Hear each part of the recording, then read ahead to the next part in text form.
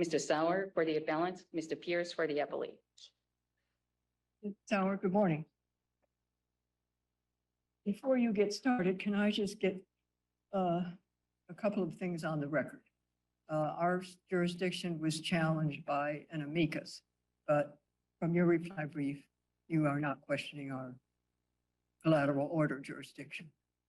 Correct. We defend the collateral order jurisdiction. That's correct, Your Honor. And then also, you have either abandoned or not made the Fifth Amendment double jeopardy argument before us.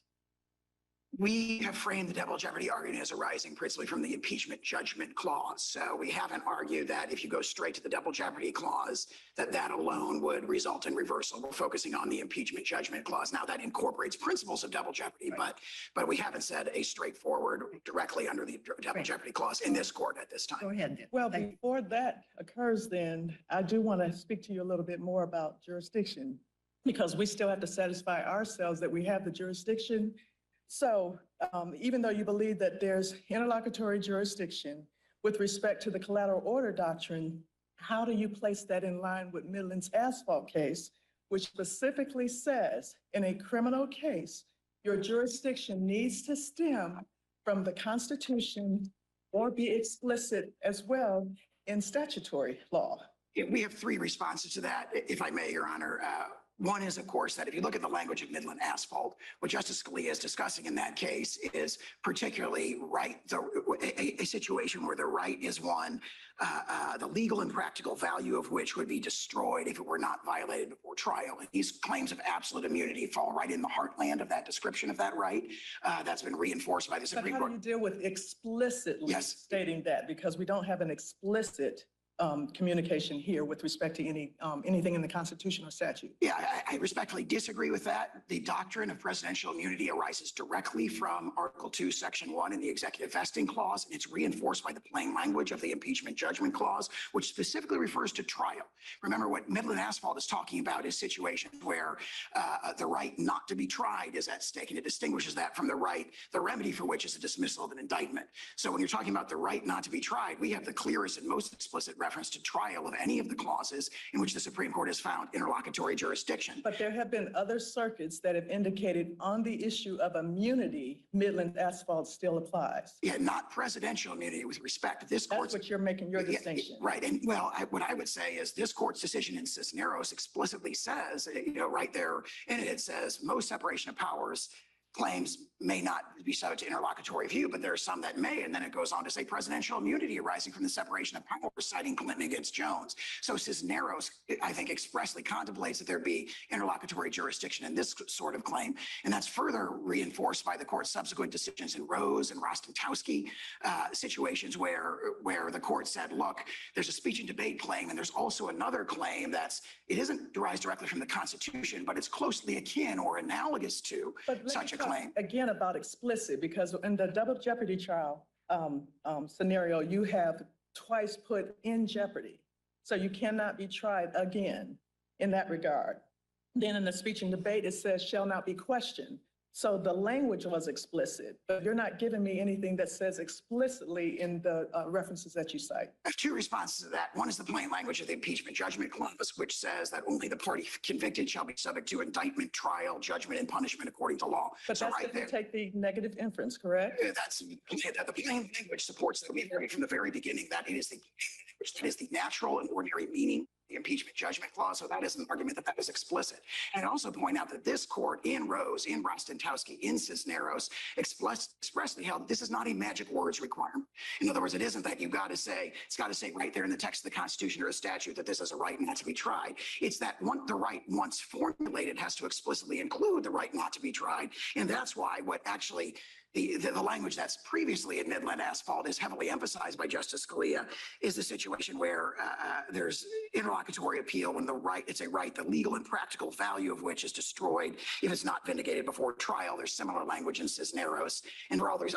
I'd also point out that the government also has not challenged the court's jurisdiction. It has conceded. We have to be absolutely secured in our own jurisdiction. Yeah. Okay. Hasn't the Supreme Court itself referred to the Midland asphalt as a suggestion? I'm not aware of that, but I think in digital equipment. Gotcha. Yes, Your Honor. I believe Your Honor is correct about that. I think that's an excellent point, and that's reinforced by this court's case law in Cisneros, Rose, and Restentowski. Turning to the merits, if I may, Your Honor. To authorize the prosecution of a president for his official acts would open a Pandora's box from which this nation may never recover. Could George W. Bush be prosecuted for obstruction of an official proceeding for allegedly giving false information to Congress to induce the nation to go to war in Iraq under false pretenses? Could President Obama be potentially charged with murder for allegedly authorizing drone strikes targeting U.S. citizens located abroad? Could President... So can I explore sort of the implications of what you're arguing? I understand your position to be that a president is immune from criminal prosecution for any official act that he takes as president, even if that action is taken for an unlawful or unconstitutional purpose. Is that correct? With an important exception, which is that if the president is impeached and convicted by the United States Senate in a, proceeding that reflects, widespread political consensus, that would authorize the prosecution under the plain language of the impeachment judgment clause. So Okay. yes, with that exception. So it seems to me that there are a lot of things that might not go through that process because it's quite a cumbersome process that requires the action of a whole branch of government that has a lot of different people involved. And so in your view, could a president sell pardons or sell military secrets? Those are official acts, right? It's an official act to grant a pardon. It's an official act to communicate with a foreign government. And such a president would not be subject to criminal prosecution? The sale of pardons example is an excellent example because there were allegations about a sale of a pardon essentially when it came to President Clinton's pardon of Mark Rich, and the U.S. DOJ carefully and for the very reasons we've emphasized in our brief, decided not to prosecute President Clinton with that because it raised concerns about whether or not a president can be prosecuted for his official acts. There's actually an op-ed in the National Review from Andrew But your McCarthy. position is that he can't be prosecuted for that unless he's Yeah, impeached. and that was, as long as it's an official act. I mean, certain cases, purely private conduct under Clinton against Jones, he'd be subject to prosecution for that as long as he's not in office. But as long as it's official act. Could a president order SEAL Team 6 to assassinate a political rival? That's an official act in order to SEAL Team 6? He would have to be and would speedily be, impeached and convicted before the criminal What if you prosecution. weren't? What if you weren't? There would be no criminal prosecution, no criminal liability for that? Chief Justice's opinion in Marbury against Madison and our constitutional tradition and the plain language of the impeachment judgment clause all clearly presuppose that what the founders were concerned about was not. I asked you a yes or no question.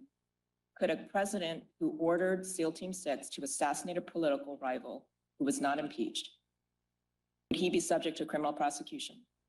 If he were impeached and convicted first. And So your answer is no. no. My answer is qualified yes. There's a political process that would have to occur under the structure of our Constitution, which would require impeachment and conviction by the Senate. In these exceptional cases, as the OLC memo itself points out from the Department of Justice, you'd expect a speedy impeachment and conviction. But what the founders were much more worried about than using criminal prosecution to discipline presidents was what James Madison calls in Federalist number 47, the newfangled and artificial treasons. They were much more concerned about the abuse of the criminal process for political purposes to disable the presidency from factions and political opponents. And of course, that's exactly what we see in this case. I've asked you a series of hypotheticals about criminal actions that could be taken by a president and could be considered official acts. And I've asked you, would such a president be subject to criminal prosecution if he's not impeached or convicted? Requirement. And your answer, your yes or no answer is no. I believe I said qualified yes if he's impeached and convicted first. We may My be saying the same question thing. was, okay, so he's not impeached or convicted. Let's put that aside. You're saying a president could sell pardons, could sell military secrets, could order SEAL Team 6 to assassinate a political rival. Sale of military secrets strikes me as something that might not be held to be an official act. The sale of pardons is something that's come up historically and was not prosecuted. But your brief So- says that communicating with an executive branch agency is an official act, and communicating with a foreign government is an official act. That's what presidents do. Those are very strong situations. Those are very strong examples of potential official acts. If you look at what Chief Justice Mitchell said in against Madison. He said, rising directly under Article 2, Section 1, that the courts, that the president's official acts are, quote, never examinable by the courts. And he says it like 4 different times on pages 164 to 166. Well, let me ask you about that then, counsel, because your position is, as I understand it, if a president is impeached and convicted by Congress, then he is subject to criminal prosecution, correct? That would be a necessary, said to prosecution. Is that a yes? Yes. Yes. Okay, so therefore, he's not completely and absolutely immune, because under the procedure that you concede, he can be prosecuted if there's an impeachment and conviction by the Senate.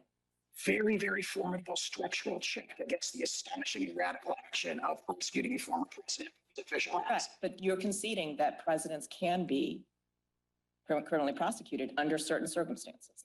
Specifically, if they're impeached and convicted, I think that's the plain language of the impeachment judgment clause. And isn't that also a concession that a president can be criminally prosecuted for an official act? Because presidents can be impeached for official acts. Under those unique circumstances. Correct. But given that you're conceding that presidents can be criminally prosecuted under certain circumstances, doesn't that narrow the issues before us to, can a president be impeached? Can a president be prosecuted without first being impeached and convicted? All of your other arguments seem to fall away. Your separation of powers arguments fall away. Your policy arguments fall away if you concede that a president can be criminally prosecuted under some circumstances. I disagree with that. The Constitution in the Article 2, Section 1 vesting clause, as interpreted very clearly by Chief Justice Marshall in Marbury against Madison, says Article 3 courts lack jurisdiction to engage in examination of the president's official acts. That's But been you just reaffirmed by conceded that Article 3 courts can do so if he's been impeached and convicted. the Constitution makes a carefully balanced, explicit exception to that principle in the impeachment judgment clause. So the problem for the separation of powers, the Constitution does this in many other situations where it engages in a balancing. What the framers were most concerned about was not the notion that the president would never be prosecuted for things that outrage his political opponents. What they were concerned about was politically motivated prosecutions. But they didn't say the president can never be prosecuted. They set up the Correct. separation of powers and then created a very narrow exception Correct, that would but- allow prosecution in those cases. But once you concede that there's not this absolute immunity, that the judiciary can hear criminal prosecutions under any circumstances, you're saying there's one specific circumstance, then that means that there isn't this absolute immunity that you claim. I'm not aware of any case or constitutional doctrine that would say the Constitution sets up a very strong principle and it creates a very narrow exception, and therefore the exception just makes the principle vanish. I just disagree. That's with not what I'm asking you. I'm saying that you're coming before us and saying that there is this absolute immunity that is grounded in the separation of powers, that the judiciary can never sit in judgment on what the president is doing. But you're conceding that that's not true because under some circumstances, the judiciary can do that. That's all I'm saying. I think I repeat my answer, which is that there's a very strong principle in the separation of powers that prohibits Article 3 courts from sitting in judgment over a president's official acts. There's a very narrow exception for conviction after I impeachment. understand. And that's but the position. it just seems to me that if once you concede that presidents can be prosecuted under some circumstances, your separation of powers argument falls away. And the issues before us are narrowed to, are you correct in your interpretation of the impeachment judgment clause? Does the impeachment judgment clause actually say what you say it says? That's all that's really you need to decide. I respectfully disagree with that. I respectfully disagree with that. There is a strong principle. It's reinforced by Chief Justice Marshall in Marbury against Madison. He did not say we can never sit in judgment over a president's official acts, but because it could be impeached, convicted, therefore we can do it whenever we want to. He said the exact opposite. He says they are never examinable by the courts. So And are that's we answering the larger question about whether there's presidential immunity from criminal prosecution for official acts? Or are we looking to a standard on a motion to dismiss, which says, look to the allegations, take those as true, and then look to whether or not we should be looking at official acts in that lens? actually both threshold question raised by District court judgment is essentially there's no such thing as criminal immunity for a former president, and therefore the district court never reached the second issue, which is if you actually look at the face of the indictment, are these all official acts?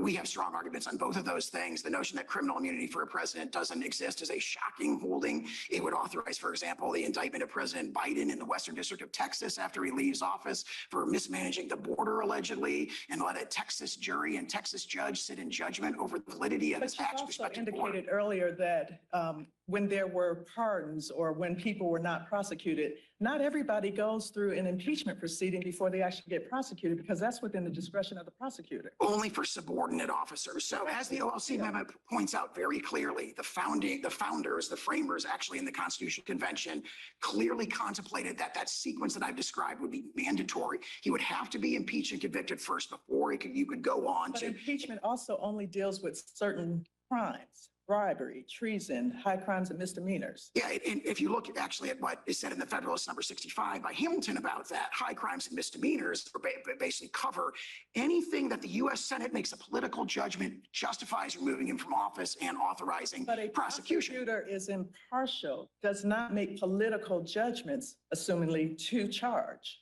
I think that has no basis in the context of the current prosecution, where the current incumbent of the presidency is prosecuting his number one political opponent and his greatest electoral threat in this particular. Asking you from the standpoint of what the impeachment judgment clause is designed to do, that it limits itself to certain acts. And then therefore, and if convicted, as you indicated, impeached and convicted, thereafter could be prosecution.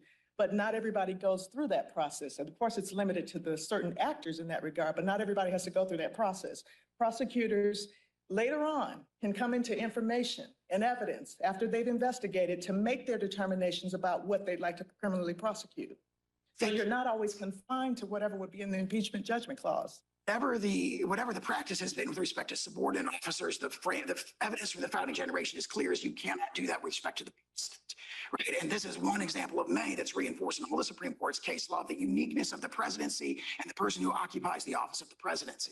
So, for example, you get repeated statements in Nixon against Fitzgerald. It's reaffirmed in Trump against Mazars, reaffirmed in Trump against Vance, and so forth about the unique nature of that particular office. But and therefore, even under Clinton, where there's a deal cut, under President Nixon, where there's pardon given, there's an assumption that you could be prosecuted, because why enter into those particular acts? those examples are examples of purely private conduct. For example, Clinton against Jones makes very clear that the stuff that President Clinton cut an indictment deal about by admitting to certain wrongdoing in exchange for not being indicted was purely private conduct. Nobody has contended that the president's immune from prosecution for purely private conduct. The question is, can he be indicted for official acts? And you referred to the pardon of President Nixon. We have two things to say about that. President Nixon was accused of a wide range of purely private conduct. He was facing potential indictment for that at the time the pardon was issued. Back to purely private conduct. If we go to the indictment, they are not alleging purely, they're alleging that this is private conduct, but it's subject to fraud, not official acts. So why don't you speak to that, since you said that we have to look at the broader question as well as the indictment? Yes, Your Honor.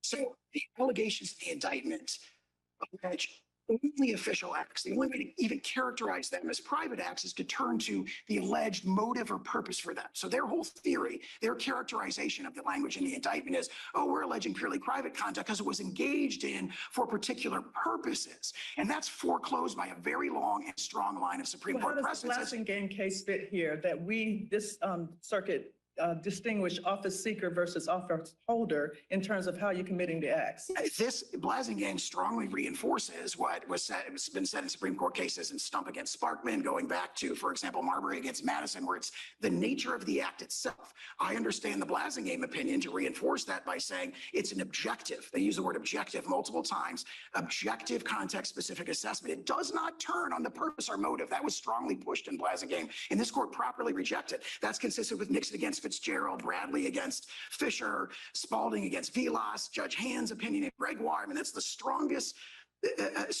principle of law in this I'll context. turn to my colleagues because I've taken up your time, but we'll give you what you need. With respect to the actual indictment, it does not gloss over what, and put it in terms as you're describing. So if we look at the face of the indictment as to what's charged, when it's gone through a grand jury process, unlike the impeachment judgment clause, how do we look at those particular acts as described? Because we have to take those at face value. There's clear guidance on this from Nixon against Fitzgerald, where Nixon against Fitzgerald, the allegation was President Nixon had unlawfully terminated a whistleblower, essentially. And that whistleblower came into court and says, this is not subject to immunity because it was unlawful. And the court said, we're not looking at that granular level of detail, and we're not considering, most importantly, the alleged motive for these acts. It said that the level of specificity to consider it is conducting the business of the Air Force. Similar here, if you look at the indictment, there's 5 classes of conduct that are alleged, many of which are just obviously official conduct. Meeting with the U.S. Department of Justice about who should be the cabinet level officer running that. Is it the heartland of the appointments power? You said many of which, so not. Really all of which. I mean, our contention is all which. There's one exception because there's allegations about the ELIP speech, and under Blasingame, the contention was made that they should be remanded for that. But if you look at the other public statements, for example, President Trump's tweets, the Second Circuit held in Knight First Amendment Center that it was based on overwhelming evidence. That's an official channel. His Twitter account during the presidency was an official channel of government communication. And under the objective test and Blasingame, all those tweets are obviously immune. So also with meetings with the Department of Justice, meeting with members of Congress, that falls right within the heartland of Article 2, Section 3, which authorizes the president to communicate with Congress about the matters that he views as expedient. Let me ask you, first of all, I don't believe you were counsel then, but what about the 2 concessions made in the first impeachment proceeding and then in Trump v. Vance, that impeachment should be stayed and wait until he's out of office when he would be subject to criminal liability? As to Trump against Vance, was a purely private conduct that involved a subpoena, a criminal subpoena for tax records that long predated President Trump's time in office. So it was purely private conduct. The concession that he could be subject to prosecution is also correct. As for the impeachment brief, for example, that they cited in their briefs, what that says is we have a judicial process in this country, period. We have an investigative process in this country to which no former officer is immune. It did not say there could never be raised an immunity defense. It said criminal process can go forward. There's a quote in the congressional record in which your client said through counsel, no former office holder is immune from investigation and prosecution. Investigation is what there's no meaning to. Well, that may be true of subordinate officers, but as to the principal officer, the president, he is immune unless he is impeached and convicted. Again, it comes back to the point we made. He was president at the time, and his position was that no former office holder is immune. And in fact, the argument was there's no need to vote for impeachment because we have this backstop, which is criminal prosecution.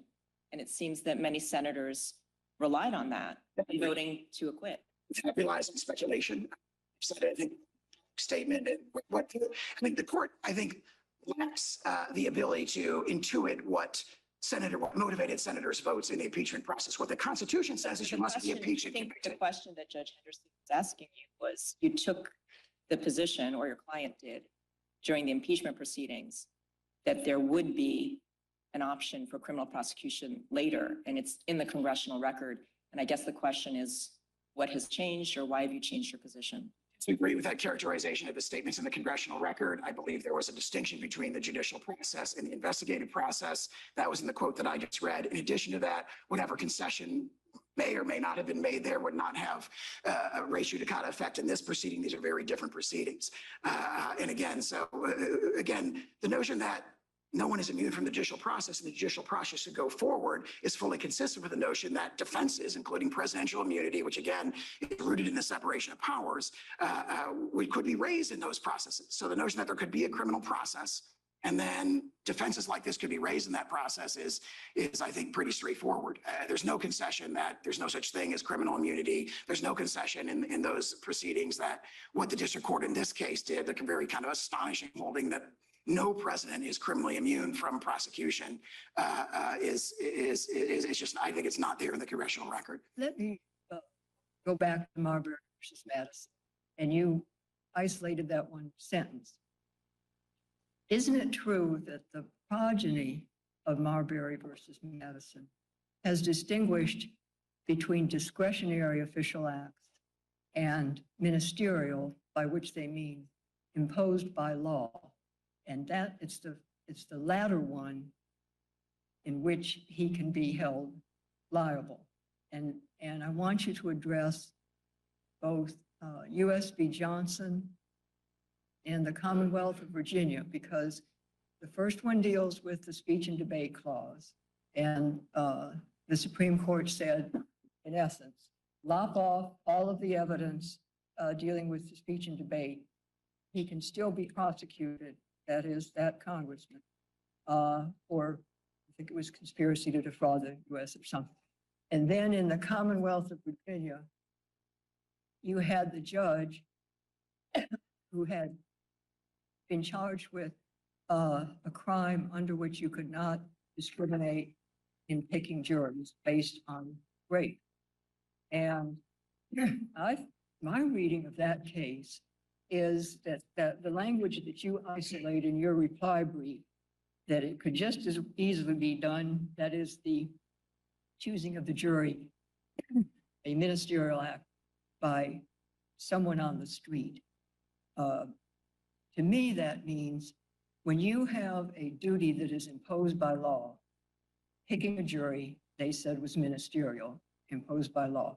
Whether you're the man on the street, whether you're the president, whether in that case you're the judge, you can be held criminally liable. And that's how I read, if not Marbury, the progeny. That is, you can't stop an official act. You have to say, was it a discretionary official act or was it a ministerial? I agree with that characterization of Marbury. I think that distinction is President Marbury itself.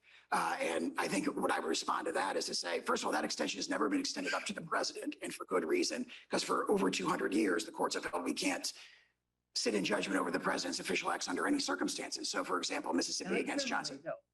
Not criminally. We don't have any criminal. That's correct. It's never arisen until this case. That is absolutely correct. But if you look at every civil context, what they've said, you keep in mind that what Chief Justice Marshall says is never examinable. Never examinable. So there would be no judicial proceeding where you could say the president did this and we're going to sit in judgment directly over that. That's reinforced by Mississippi against Johnson, by Swan against Clinton from this court more recently, where the courts hold that we can't even enjoin or even really enter a declaratory judgment directly against the president for his official acts. Whereas the distinction between ministerial and discretionary has been held totally with respect to subordinate officers, and that goes all the way back to Marbury. However, if you look at the indictment in this case, nothing that's alleged against President Trump could remotely be described as ministerial. I'm not aware the government has ever argued that. If you're talking about, responding to widespread allegations of fraud, abuse, and misfeasance in a presidential election, trying to find how to respond to that in a manner that's in the national interest, matters of that nature are not ministerial at all. So even if that distinction goes all the way up to the president, so to speak, it wouldn't save the indictment here. Why isn't it ministerial? His constitutional duty to take care that the laws be faithfully executed requires him to follow those laws, every one of them. Yeah, I mean, nothing. I mean, I would say that the take care clause, carrying out one's duties in the take care clause, are inherently discretionary. An example of a ministerial act, for example, in Marbury against Madison, is like delivering a seal when you're requested, because there's a separate statute, right? What they emphasize is there's a separate statute. The Secretary of State had kind of these two hats on. He was, on one hand, a direct agent of the president, and in that, this could never be examined by the courts. On the other hand, the original statute had imposed all these like purely ministerial duties that had to do with record keeping and delivering documents. Like if you got a land deed that's got a seal on it and a person asks for it, where there's no discretion at all. When you're talking about the take care clause, there's no statute that could impose on the president a mandatory duty to engage. I mean, the notion that when the president's meeting with the Department of Justice, for example, saying, hey, we should investigate and enforce federal fraud statutes, the notion that that's ministerial strikes me as insupportable. Well, I think you're missing what I'm asking, which is, I think it's paradoxical to say that his constitutional duty to take care that the laws be faithfully executed allows him to violate criminal laws. Now, we're at the motion to dismiss stage. the government has charged the specific criminal laws, we have to assume they're true. I mean, my response to that, I think, would be to emphasize what Chief Justice Marshall said in Marbury, which is that they can never be examined by courts. That naturally But I includes a thought- criminal proceeding. But I thought you agreed with me that we've gotten beyond Marbury in the sense that official acts has been subdivided into discretionary and duty-bound or ministerial. And in the ministerial or duty-bound, at least with respect to even legislators and judges, they have been held criminally liable. And that's in the face, at least with respect to the legislators, of an explicit constitutional privilege. Yeah, I don't view United States against Johnson and even ex parte Virginia as resting on the ministerial versus discretionary distinction. I think what Johnson says is, it doesn't say, hey, when you were doing these other things, they were ministerial. What it says is these were not legislative acts, right? And so what it draws a distinction between legislative and non-legislative acts. So also, I think that's the right reading of ex parte Virginia. They go on to say judicial act. In other words, the argument that picking a jury, I don't even believe they use the word, to my recollection, ministerial. They say that Because they were criminal acts. They were criminal acts. Picking the jury based on race is a criminal act. And whatever Johnson did, I think it was the very same statute, fraud against the United States, that is before us today. yeah, I would say that the distinction in those cases is between, in the judicial case, Johnson, the legislative case, Johnson, is between legislative acts and non-legislative acts. The distinction in ex parte Virginia is between judicial acts and non-judicial acts. That phrase is used. And here, the distinction is between presidential acts and non-presidential acts. And everything that's alleged in the indictment is a presidential act. Your Honor, I see. Go ahead. May I? There are a number of precedents or cases in which the Supreme Court has reviewed actions by the president. The seminal case of Youngstown Sheet and Tube, where the Supreme Court reviewed Harry Truman's seizure of the steel mills during the Korean War.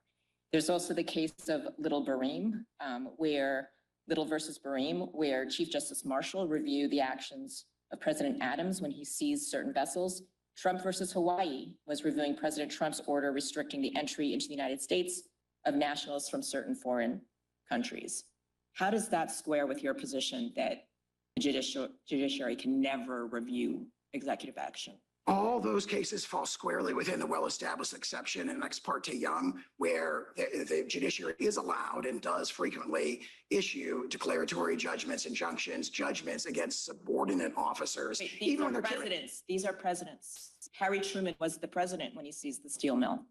How does that comport with your theory?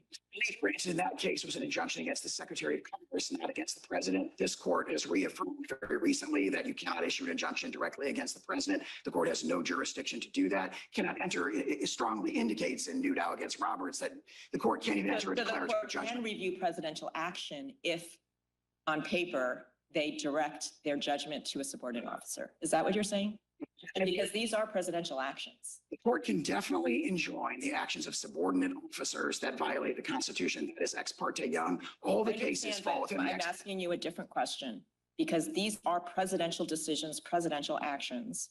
And you're saying that the court can review presidential actions as long as when they issue the judgment, they issue it to a subordinate. In direct context, it can directly sit in judgment over the president's official acts. It's been established for over 200 years. You're using the impeachment judgment clause essentially as a negative implication with respect to that the civilian officer or president, of course, has to be impeached and convicted and then nevertheless thereafter. If there is an acquittal, how are you using it in that regard? Because sometimes, and particularly in this case, the acquittal can arise from lack of jurisdiction, not actually trying the merits of the case. The impeachment judgment clause doesn't distinguish between those sort of merits-related acquittals and non-merits-related acquittals.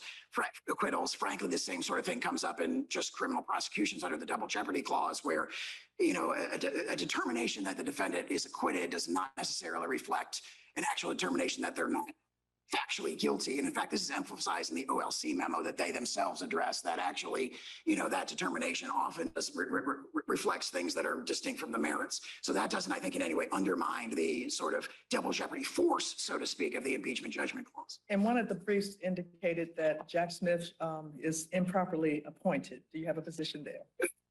It's a very persuasive brief, but I can see we have not raised it in this case. I think it raises very powerful questions, but we haven't raised it in this case at this time.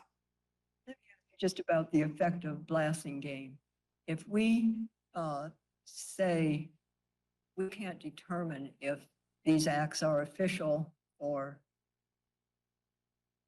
private, I want to stay away from that. I'm going to say ministerial or discretionary. And blasting game characterizes it in terms of office seeker versus office holder. What is your position about, would we have to remand it for the district judge to decide in the first instance whether these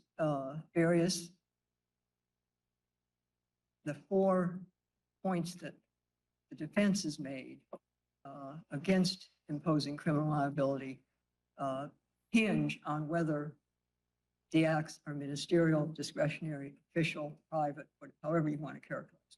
I used the phrase from Clinton against Jones, which says purely private conduct is what can be, subject to judicial process after a president leaves office. In response to your question, our principal position is you can look at this indictment and it alleges official acts and it can be ordered to be dismissed. We acknowledge, though, that the district court didn't reach that issue, and Blasingame did remand, and the court absolutely has the discretion to remand to the district court for the application of the doctrine of criminal immunity in the first instance. And we admit that that would be a natural thing for the court to do. To the specific acts. Correct. Yeah. In other words, if the court holds that there is presidential immunity, which it should, then remand to the district court to say, okay, go through the indictment or else hold factual findings and so forth to decide how it applies to the conduct alleged in this case. We acknowledge that would be, the court has the discretion to do that, and that would be a natural course. And if there are no further questions. I have one more question. So under the framework established or discussed in Nixon versus Fitzgerald, we're supposed to conduct a balancing test where we balance the need for the asserted immunity versus other public interests. And I see you as trying to represent a need for the executive to have this immunity to facilitate executive functions, the ability to act without hesitation, to be fearless, to make decisions without being inhibited by the fear of criminal prosecution. But it seems to me that there are some other Article 2 interests here that are countervailing. For example, under Article 2, there's an executive vesting clause. And so there is an interest of the executive branch as an institution to have constitutional executive power vest in a newly elected president. There's also an executive interest as an institution in law enforcement, in enforcing criminal laws. And so it seems to me, if we're weighing executive interests versus public interests in things like the integrity of an election, that President Trump's position is not fully aligned with the institutional interests of the executive branch. And in this balancing test, that weakens the executive power that he's trying to assert. I say 3 things in response to that. First of all, Nixon against Fitzgerald emphasizes that the most compelling consideration when one considers what it describes as policy considerations rooted in in the separation of powers is the rendering of the executive branch official unduly cautious in the exercise of highly controversial and sensitive decisions that come up all the time. If a president has to look over his shoulder or her shoulder every time he or she has to make a controversial decision and worry, after I leave office, am I going to jail for this? When my political opponents take power, that inevitably dampens the ability of the president. No, I understand that that's your position, but I guess I'm asking you, what about other Article 2 interests? That's one interest, but there are other Article 2 interests in play here too, and they seem to be countervailing.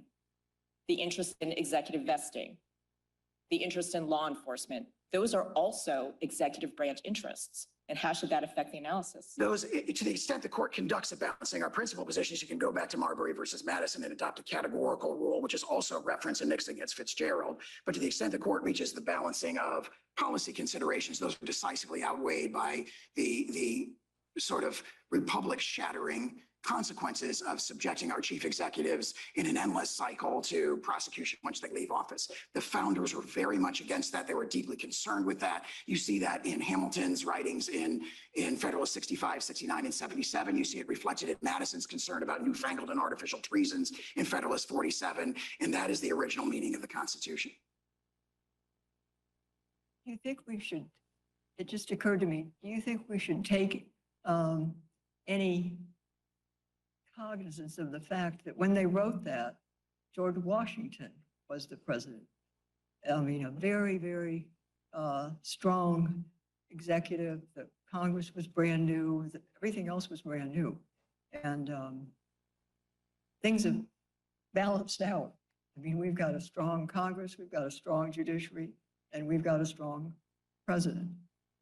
I think that if you look at the writings of the founders, they were definitely looking past the presidency of George Washington, obviously an iconic figure, looking past the presidency of George Washington to future presidencies. And they correctly anticipated that the nation might, what they were deeply concerned about was that the nation would devolve into factions. Factionalism did not govern the presidency of George Washington because of his moral authority. However, immediately when you got to Adams and Jefferson, you immediately devolved into factions. They correctly anticipated and were deliberately looking past that presidency to the future of the republic, a tradition that stood for 234 years until last year when it was shattered by the indictment of President Trump.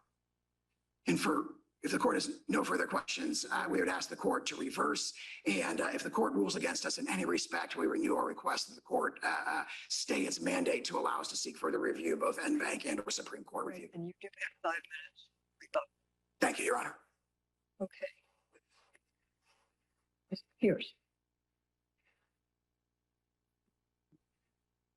Good morning, and may it please the court. Never in our nation's history until this case has a president claimed that immunity from criminal prosecution extends beyond his time in office. The president has a unique constitutional role, but he is not above the law. Separation of powers principles, constitutional text, history, precedent, and other immunity doctrines all point to the conclusion that a former president enjoys no immunity from criminal prosecution. At a minimum, this case, in which the defendant is alleged to have conspired to overturn the results of a presidential election, is not the place to recognize some novel form of criminal immunity. Now, I want to start with jurisdiction, as Judge Childs raised. It is our view that the court has and should entertain both claims before it. With respect to the immunity claim, I think this court's decision in Cisneros 10 years after Midland Asphalt did allude to a type of separation of powers claim that would involving presidential immunity. I think Judge Henderson pointed out the Supreme Court itself has acknowledged that this idea of an explicit guarantee is more of a suggestion than some sort of statutory prescription. But there's been no cases since then that have actually used that word suggestion to follow up on that line of thinking.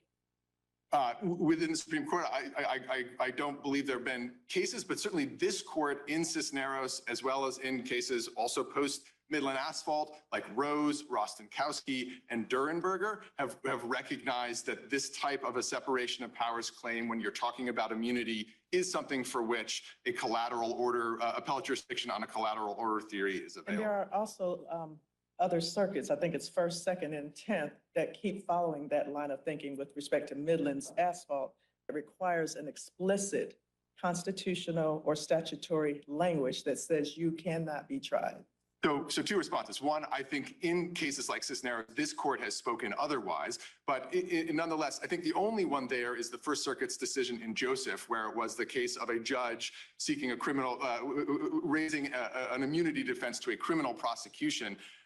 As this court acknowledged in both, I believe, Rostenkowski and Durenberger, that's in some tension with, or it didn't acknowledge that, but the case, the court there talked about Claiborne and Hastings, which are 9th Circuit and 11th Circuit cases. I think Judge Easterbrook, in his shock opinion, noted that when it deals with a personal immunity like that, it's different than the kind of transactional immunities that were considered in the 10th and the Second Circuit cases. And at the end of the day, I think we do, so sort of a small point of common ground between us and the defendant, we do think that with respect to jurisdiction, there is a little bit of a different inquiry with respect to a president. We don't think that carries over to the merits in the least. And I think United States versus Nixon is sort of the perfect example of that. There, the court said it would be unseemly to hold the president, to require the president to go into contempt.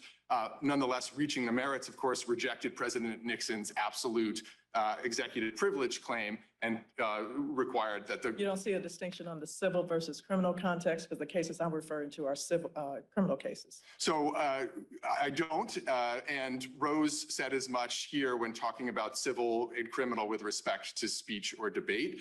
And again, I mean, I know this Nixon versus Fitzgerald is a civil case, and we strongly disagree that it should be applied here for many of the reasons that Judge Pan set out. But I do think with respect to the immunity, again, given the language in Rose, that would supply basis for this court to entertain the immunity claim. But Now, why aren't you taking the position that we should dismiss this appeal because it's interlocutory? Doesn't that advance your interests? Our interests are twofold. One, as in United States versus Nixon, it is doing justice. And then a second is indeed to move promptly to satisfy and vindicate the public's and the defendant's interest in a prompt resolution of this trial. But doing justice means getting the law right. And it's our view that even if a dismissal on jurisdiction might move this case faster, actually empirically that's hard to know, we just don't think that's the right analysis here on either immunity or the second claim. So we have a line of cases, including Kramer versus Gates and American Hospital Association versus Azar. It says that we can assume hypothetical statutory jurisdiction and reach the merits of a case. Statutory jurisdiction being distinct from Article 3 jurisdiction, which we could never assume because that implicates the power of the court to act. So if we had discretion to reach the merits versus just dismissing this case under Midland Asphalt, which I think is a strong precedent, which suggests that this appeal is interlocutory and does not fall under the collateral order doctrine. How should we determine how to exercise that jurisdiction about whether or not we should reach the merits? So I think in the American Hospitals decision, the 2020 decision, the court said the formulation was something like, we're doubtful as to our jurisdiction, but nonetheless, invoking the line of cases you've just described, went on to decide the merits. We would urge the courts to do the same here, even if it entertains doubts with respect to the jurisdiction. Yes, hypothetical statutory jurisdiction is available under the law of the circuit. The court should use that to reach the merits. But doesn't that lead to a hypothetical decision and an advisory opinion? No, I think that so we disagree. The Supreme Court has said that. No, I don't think the Supreme Court has said that. I mean, the Steele Co. is kind of the leading Supreme Court decision, and then some courts, including this court, has devised a hypothetical statutory jurisdiction doctrine. Now, if this court were to dismiss for lack of jurisdiction and then say, nonetheless, as an alternative holding, here's how we would come out on the merits, that I think would be improper. That is what I understand the American Oversight Brief to be suggesting at footnote 11 on page 20 of its brief. That I don't think is something the court could do. I understand the hypothetical statutory jurisdiction piece to allow the court to say, you know what, this is hard. There might be arguments on both sides. We think that we assume hypothetical statutory jurisdiction, we move forward, we decide the merits. Now, Let me ask you about Marbury versus Madden. What's your interpretation of its progeny, or even the case itself? So our interpretation is much closer in line with what I think I heard Judge Pan setting out and similar to yours. It certainly does not erect a unreviewable power for the presidency. I think the sort of the prime example of that is the Steele-Sheezer case, the Youngstown case. That was President Truman closing the steel mills. That was the court coming in and reviewing that. We see that all the way through to the present. And so it's hard to see any world in which the court just says, we can't intervene here. We do see, I accept the court's Judge Henderson, the distinction between sort of ministerial and discretionary acts. Compliance with the law is not some sort of discretionary call, right? It is something that I fully endorse or agree with the idea of the paradox of a president, on the one hand, having the Article 2 take care responsibility, and on the other hand, sort of seeing the law as compliance with the law as optional. Let me switch and ask you, how do we write an opinion that would stop the floodgates? Your predecessors in their OLC opinions recognized that criminal liability would be unavoidably political.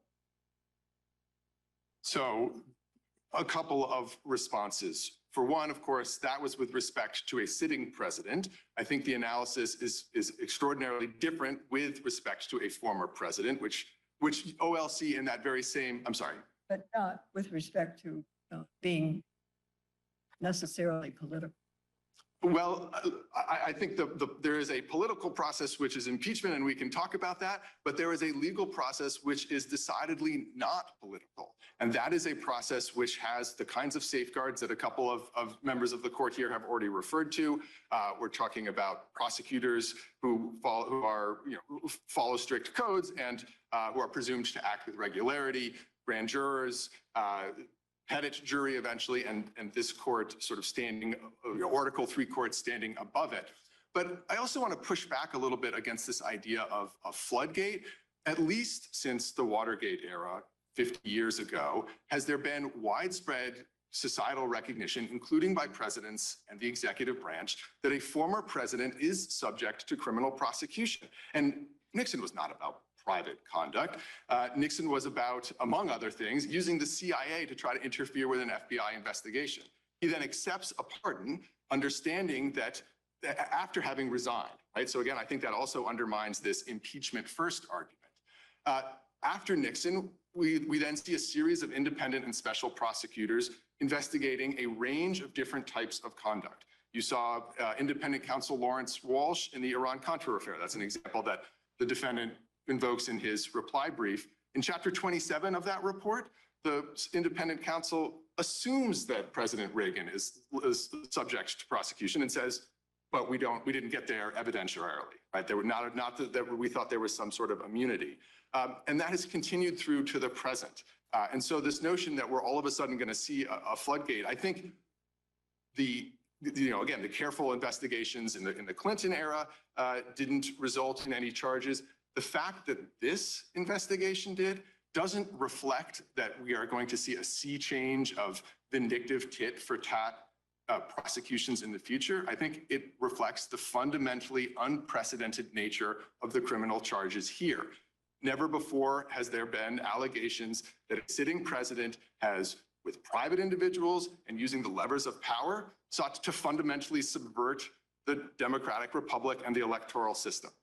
And frankly, if that kind of fact pattern arises again, I think it would be awfully scary if there weren't some sort of mechanism by which to reach that criminally.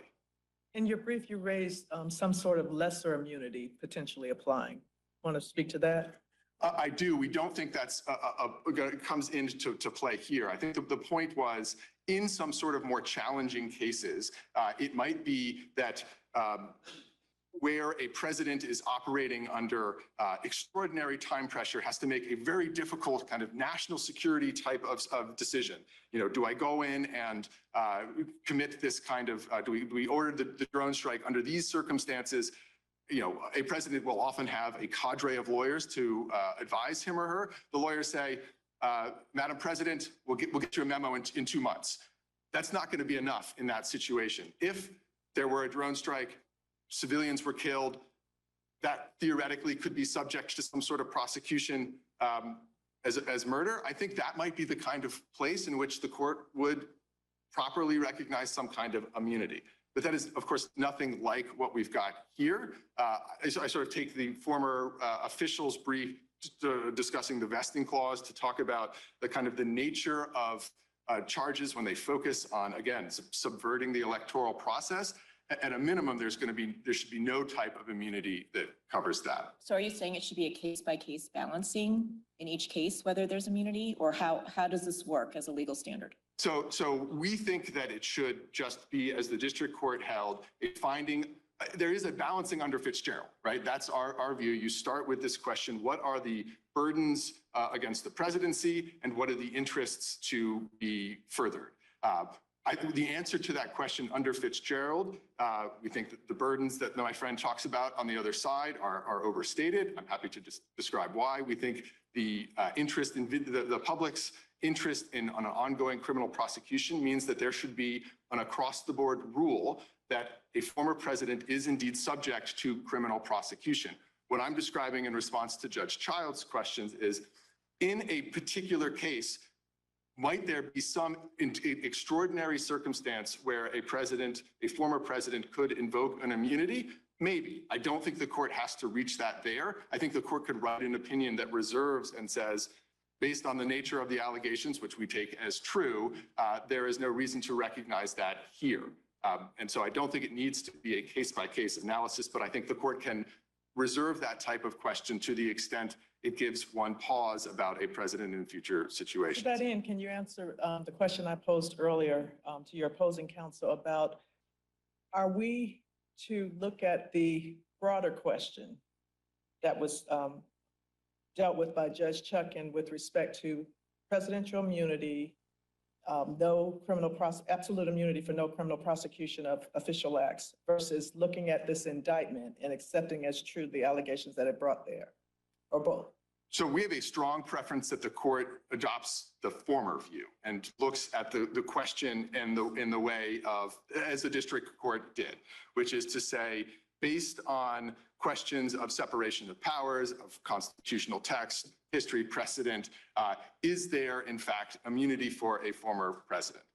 We think the answer to that is no, for of course all of the reasons we put in the brief, and I'm happy to sort of address here. Candidly, I think if the court gets to that second question, there are some hard questions about the nature of official acts. And frankly, as I think Judge Pan's hypothetical described, I mean, what kind of world are we living in if, as I understood my friend on the other side to say here, a president orders his SEAL team to assassinate a political rival and resigns, for example, before an impeachment? Not a criminal act. President sells a pardon, resigns, or is not impeached? Not a crime.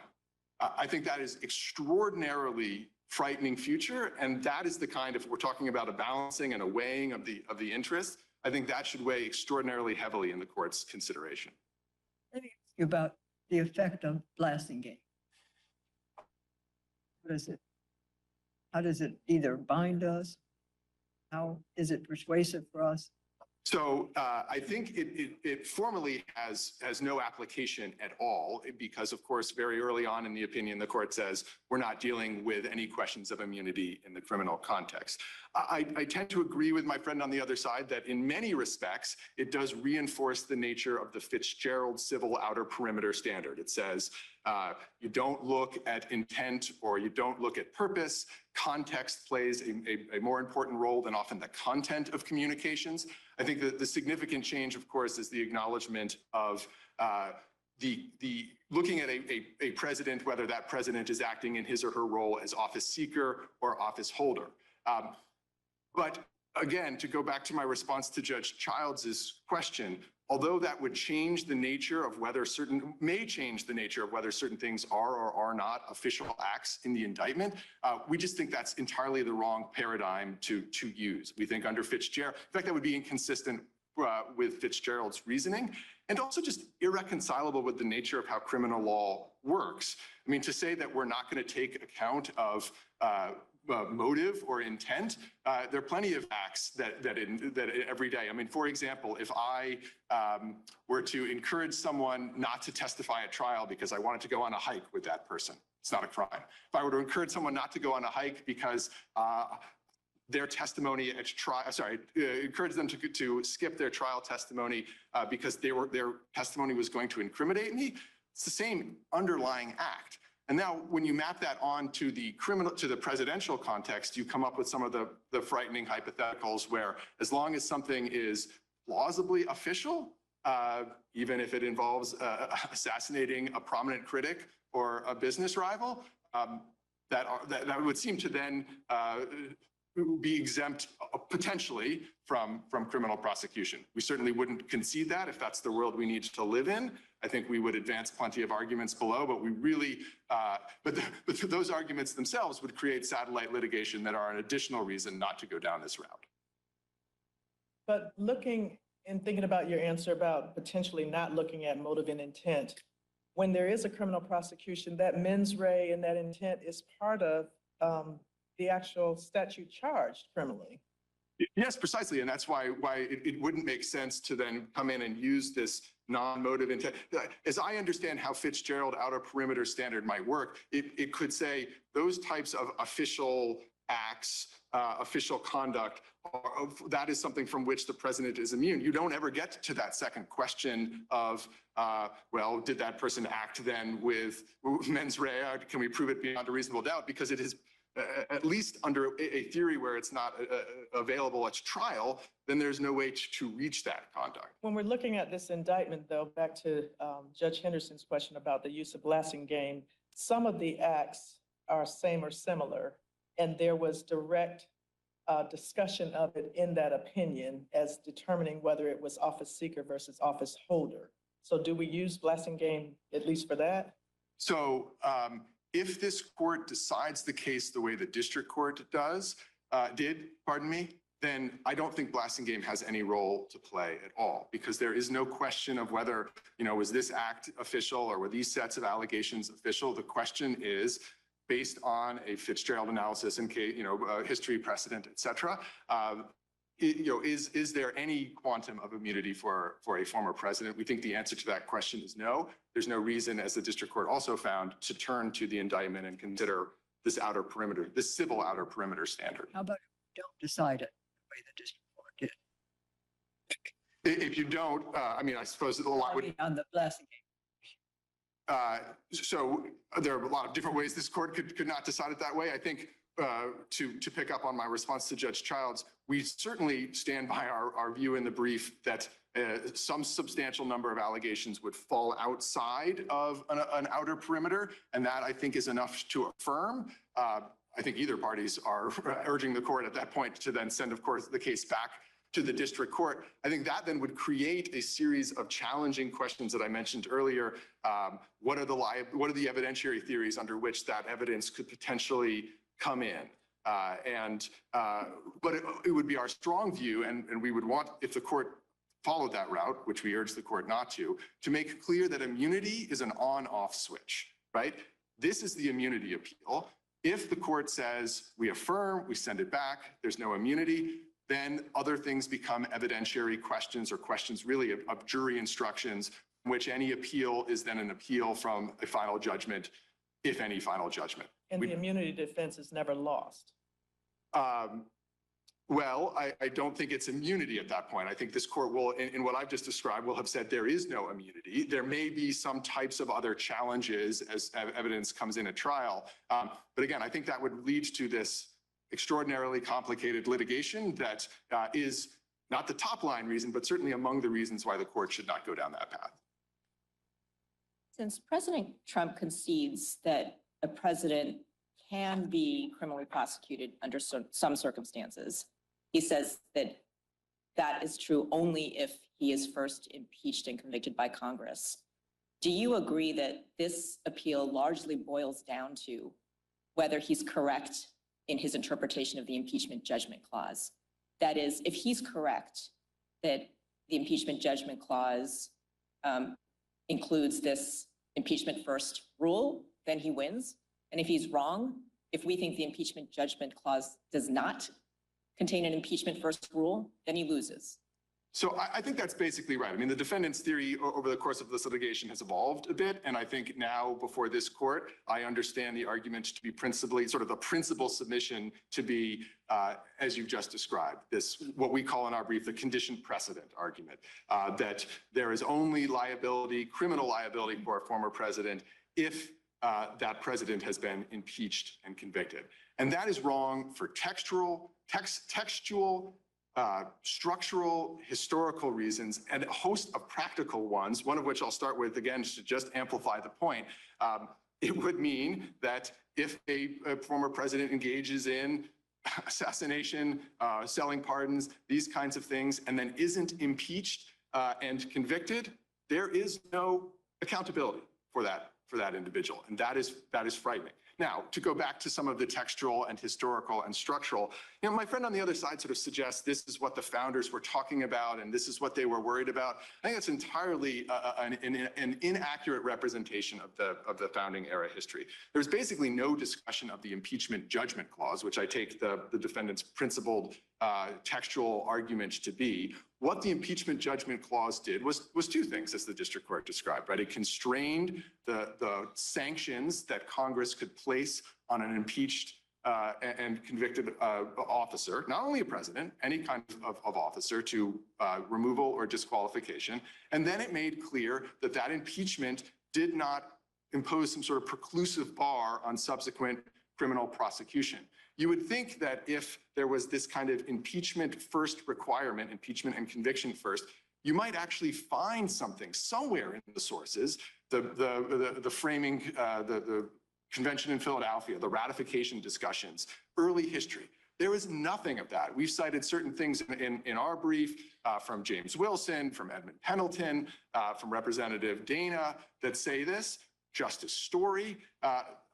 I don't hear the defendant to offer anything other than, well, Hamilton. All that Hamilton was describing was the undisputed point here that a sitting president can't be subject to criminal prosecution until that sitting president is no longer in office, whether the removal from office is through impeachment and conviction or simply the end of the term.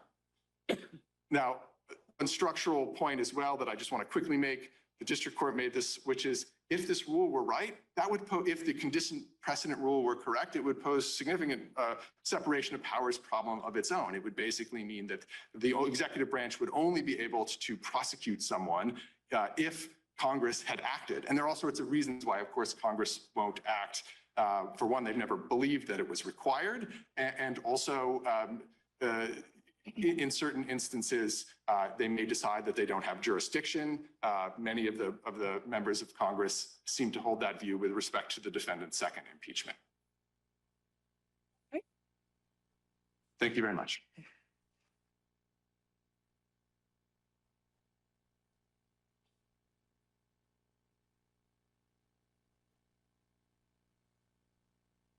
Yes, go ahead. Thank you, Your Honor. And in my limited time remaining, I just want to make 3 points to the court in response to the opposing counsel's argument there. One is that the opposing counsel used the phrase above the law, saying that an immunity doctrine for criminal immunity would place the president above the law. I would just direct the court's attention to what the Supreme Court said in Nixon against Fitzgerald in the context of civil immunity. They described the allegation that immunity sets the official above the law as, quote, rhetorically chilling but wholly unjustified. The U.S. Constitution, the separation of powers, the executive vesting clause, the impeachment judgment clause, these are the foundational and fundamental law of our country, and the president's immunity is determined on that. So that is more rhetoric than reality, is what the Supreme Court said in Nixon against Fitzgerald. I'd also point out that when it comes to the question of whether or not the indictment alleges solely official acts, the indictment does not allege that President Trump did anything wrong after he left office. So it focuses solely on acts that he took while he was in office. And that's a telling indication that we're dealing with official acts here. And then finally, I would address Judge Henderson's, your question about the floodgates. And I tie that to what my opposing counsel said about a so-called frightening future. The frightening future that he alleges, where presidents are very, very seldom, if ever, prosecuted because they have to be impeached and convicted first, is the one we've lived under for the last 235 years. That's not a frightening future. That's our republic. What he is forecasting is a situation where the floodgates will be opened. We are in a situation where we have the prosecution of the chief political opponent who's winning in every poll. Presidential election upcoming next year and is being prosecuted by the administration that he's seeking to replace. That is the frightening future. That is tailor-made to launch cycles of recrimination that will shake our republic for the future. If you have the impeachment judgment clause, as you indicate impeachment, then conviction, but then the president either resigns, is removed, and then later on is prosecuted for a different crime. Can that happen, or is there immunity there? Not sure I understand the hypothetical. Could you say it again? I Just- apologize. Just indicating that if you're resting on that there must be impeachment and conviction, and it's for one set of crimes, but then later on, the president either is removed from office or resigns, and later on, there's a prosecution for something different. Is there immunity for that later crime? Yes, I think that's the better reason. Obviously, it's not presented in this case because we have a close match between the conduct, the underlying conduct or transaction occurrence that's alleged in the articles of impeachment, of which there was an acquittal, right? Which is the strongest case for double jeopardy, and between the facts alleged in the indictment. But if there were like an unrelated That's the question, is prosecution, because yeah. you just made a statement about he's only being prosecuted for crimes while in office. And so that's why I'm asking about leaving office and then thereafter being prosecuted for something different. under the plain text of the Constitution, the best reading would be he has to be impeached and convicted for the thing that he subsequently prosecuted. So if he were impeached, convicted, and removed from office, and they charge him with another official act that was unrelated to the impeachment, I think that what Chief Justice Marshall says in Marbury would still govern. I think that's obviously it's not presented in this case. The court doesn't have to decide it, but that'd be my answer. So I just want to confirm, your position is if President Trump had been convicted after his impeachment trial on incitement of insurrection, if he'd been convicted, then this prosecution would be entirely proper. Which I would say that if you were impeached and convicted for the same and similar conduct, then that would authorize a subsequent prosecution. Obviously, we have many other issues with So this is prosecution. that a yes? So I do. Because I think you said in your brief that that impeachment for incitement of insurrection is based on the same or related conduct as that which is in the indictment. Said that. Yes, yeah, I agree with that. So if he had been convicted by the Senate, then this prosecution would be entirely proper, correct? Well, I would not phrase it that way because there's lots of other problems with this prosecution that we've raised in extensive pleadings to the district court. He could be prosecuted. for Under that. the impeachment judgment clause, if he had been convicted by the Senate when he was impeached for incitement of insurrection on same or related conduct as what's in the indictment, then this prosecution would be properly brought. There's a prosecution could be properly brought.